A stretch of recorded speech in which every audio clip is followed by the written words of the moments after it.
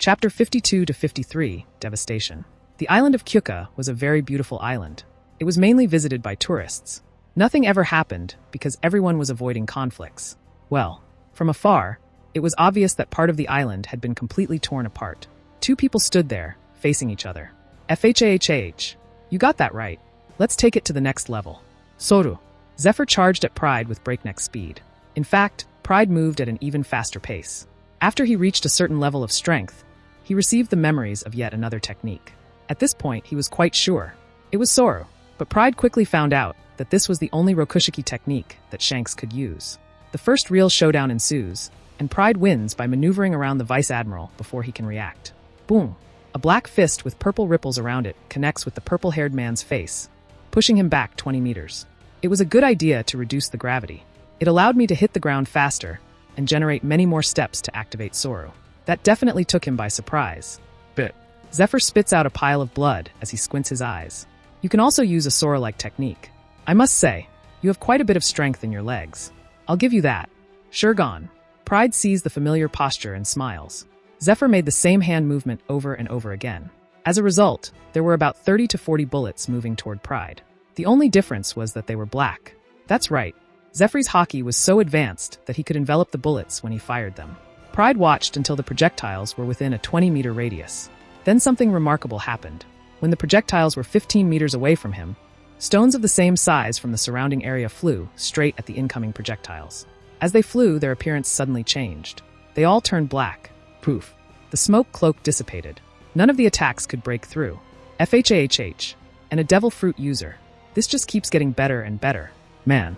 300 million belly. They didn't know anything about you. It seems. HHH. Keep it to yourself when it's settled. Then it'll stay like that for a while. Pride burst into laughter. If you survive today's encounter, perhaps. Depends on my mood. Zephyr replied. Then they both burst off again. Boom. A huge booming sound is emitted as Pride's fruit ability merges with his hockey and collides head-on with the Vice Admiral. The latter was impressed. I've rarely seen such a volatile fruit power flow in synergy with hockey. You're pretty good. Pride was pleased that his hard work had paid off. Yes, but your hockey is strong enough to contend with me. Then he smiled. Let's raise the stakes. Gravity domain. Pride's energy is unleashed in a violet pressure field, extending over a radius of 20 meters. All within that radius is compressed and crumbled. Feeling the increase in weight, Zephyr shrugs his shoulders. Pride was not surprised, though. This man is truly monstrous. The extreme increase in weight doesn't bother him at all. Is that supposed to impress me? The weight increase is a joke, Zephyr said. He looked as serious as ever. I knew it wouldn't work on people like him. But it's still a bit of a hassle, I'm sure. Pride smirked at the mere thought. However, the ability to change gravity at will sounds extremely dangerous. Pride, you can consider yourself lucky. For better or worse, your reward will not increase. Haha. Oh, have you grown fond of me, Zephyr? Did that influence your decision? Fahache, you have to be alive to get a bounty increase. Am I right? Or what do you think? Pride's forefinger was on his chin. He looked thoughtful. Let me think. But soon his focus was on his opponent. The latter probably wasn't amused by the sarcasm and charged once again, this time with a more serious expression, though he always had a serious look on his face. They were only a few meters apart. Eat this. Zephyr's arm was completely coated in a black substance. But something unexpected happened. For Pride, at least. A beam of energy shot out of the Vice Admiral's hand and, to his surprise, struck him on the torso. Boom. Pride had not expected this. He still managed to cover the affected area with armament hockey in time. But he was powerless against the attack. So he was sent flying many meters away. From tree to tree, he was launched like a rocket. Bit. Blood dripped from his mouth. On his torso, a small impact mark. Psi emission. That was too sudden. That's enough, Pride muttered. With tremendous strength, he tore himself free of the wreckage and dashed towards Zephyr. The latter smiled at the sight. He also moved, to intercept the opponent in his path. Gravity coating. Just before the impact, he was shrouded in a violet mist once again. There were flares and pulsations. It looked extremely dangerous. Zephyr knew that too. As soon as he took a look at it, boom, and yet another impact. But this time, there was no contact between the two fists. They fought for supremacy, a clash between two emission users. There was some sort of gale that made the trees sway from left to the right. It truly seemed like a raging storm. Far in the front, two fists were shaking from left to right, to determine the winner. Pride dominated this exchange. Very intriguing. Your devil fruit, I mean. In the end, no one came out on top. Pride was able to counter Zephyr's haki, but it was only with the help of his devil fruit. Sigh. We are both at the advanced level. His is just more refined. Asterisk boom asterisk asterisk boom asterisk asterisk boom asterisk. Once again, it looked as if the two of them were teleporting from one position to the other. With emission emitting, they exchanged blow for blow. Pride. He couldn't really match Zephyr. From fighting experience to tactical thinking, Zephyr was superior to him. It was only through the sudden manipulation of gravity around him and his opponent that Pride was able to hold his own. Zephyr didn't mind it much, but it was irritating. The sudden increase or decrease in mass, or the sensation of some force pulling you in or pushing you away out of nowhere. It's not going to work that way, Zephyr said, upset that everything was taking so long. So he took off with as much speed as he could muster. Damn, he's fast. In an instant, Pride manipulated gravity around him. His feet sank to the ground several times. To the naked eye, it was barely visible. Boom. Only a few meters separated them. Pride instantly perceived the danger emanating from Zephyr's fists. You think you're the only one who can do this? Pride shouted. The two of them were hitting each other every second. In a short time, there were hundreds of exchanges. Every time they clashed, there was a resounding boom that completely ruined the environment. The reason is that this time they did not only use emission, no. They also used internal destruction. It is incredible. Not only do you have a mastery of all types of haki. No, not only that, you have also mastered the two highest levels of armament haki. If you are not stopped, you will become a plague like Roger, Akuma, and the others.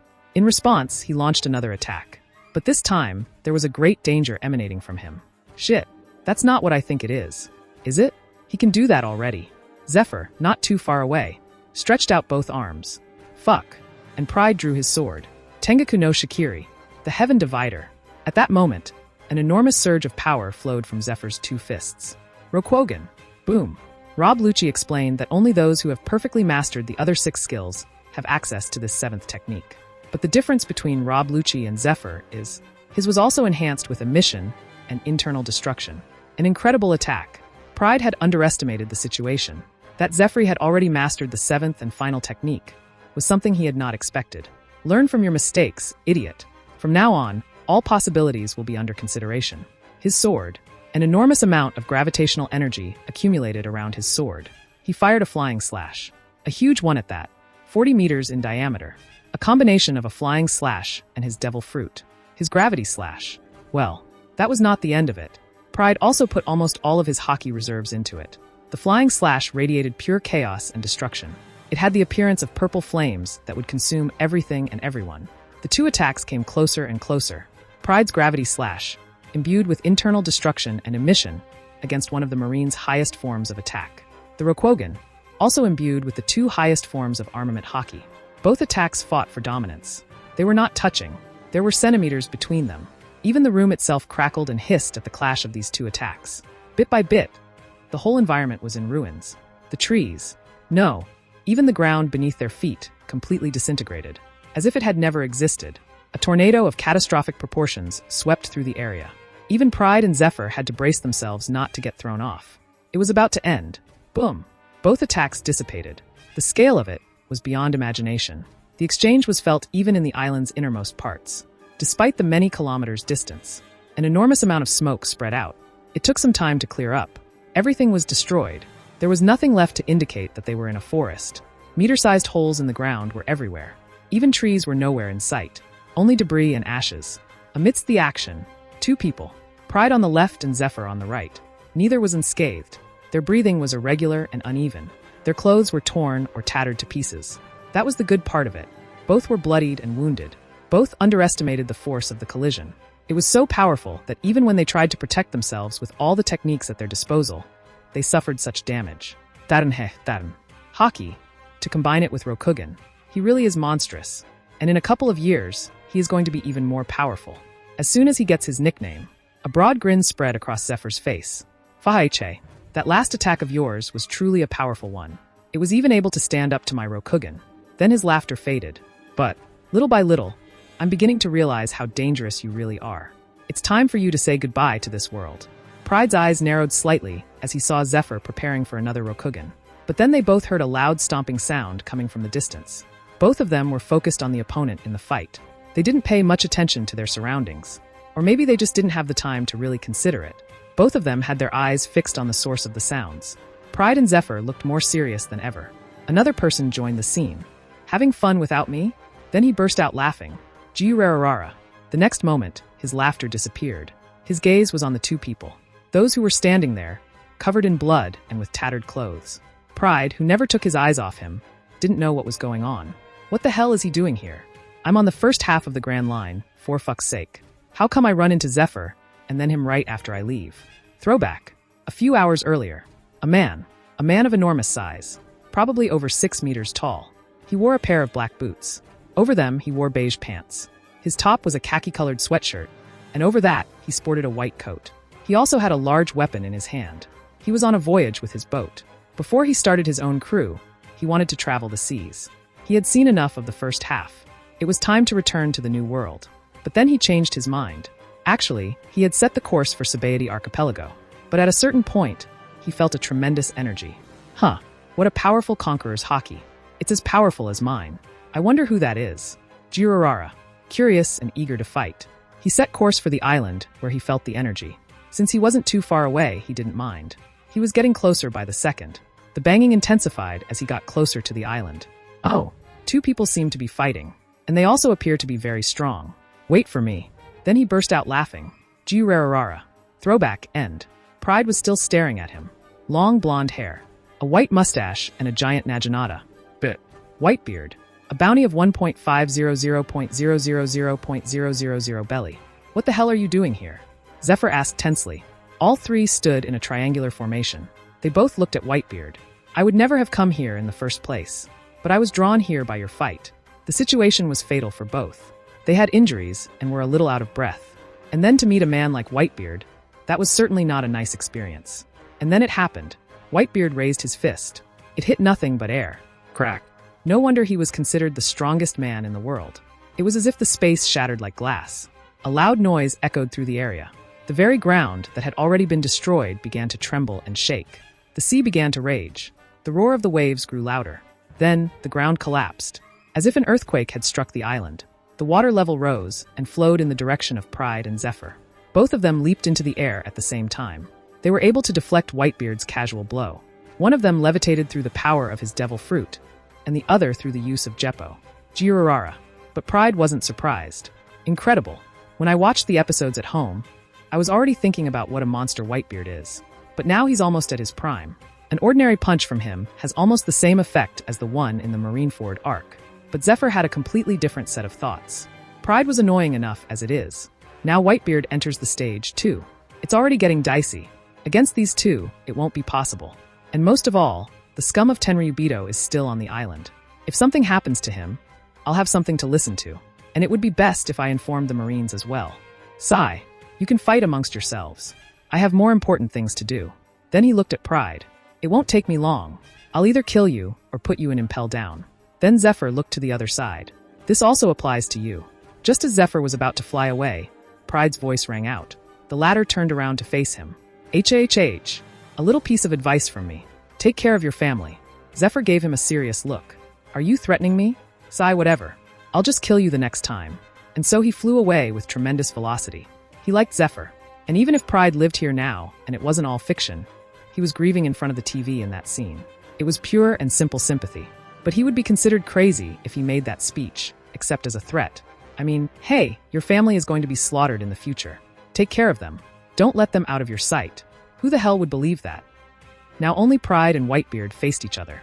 A few minutes had passed since his arrival, and Pride was able to rest a bit. It was the first time he had suffered such injuries, and he quickly noticed that Shanks had tremendous vitality despite his small stature. He probably lost his arm. For the plot of the story, I can't imagine it any other way, especially since he already had hockey. He could certainly sense the beast. Whitebeard grinned. His eyes were bathed in crimson ink. Boom. He used his conqueror's hockey. A huge white aura surged out. Pride also smiled. His eyes were also tinted reddish. A huge aura also emanated from him. It was as dark as the night. Like two massive bubbles, they clashed for supremacy. From left to right, pushing and pressing. From one moment to the next, the sky darkened. And it was not only that. The sky was split in two. White and black lightning kept raining down. Gurarare. Boom. Despite his enormous size, Whitebeard raced toward Pride with terrifying speed. The latter wasn't far behind. He flew at it as well. Pride raised his sword. He saw Whitebeard approaching, with the Naginata held high. At the very tip, a white sphere shrouded in emission and internal destruction. Pride saw this. For a moment, his thoughts faltered. I don't remember some scenes from the anime. Is it more effective to concentrate the power on one point instead of the whole sword? It's worth trying. Thus, a purple bubble arose on Pride's sword edge. It was imbued by the two highest forms of armament haki. It is not easy to keep the shape like this. They were now only a few meters apart. The two weapons were imbued with a tremendous amount of energy. They came closer. A few centimeters apart, they stopped. It was as if they were fighting an invisible battle. The look on Pride's face was more serious than ever. Even though he had been able to rest a bit, he was still not at full strength. It was likely that Whitebeard had not used all of his strength to gauge the strength of his opponent. There was a stagnancy in the air. Both were moving forward and backward. They were fighting for the upper hand. Insane. Your devil fruit seems to be very similar to mine. I like that.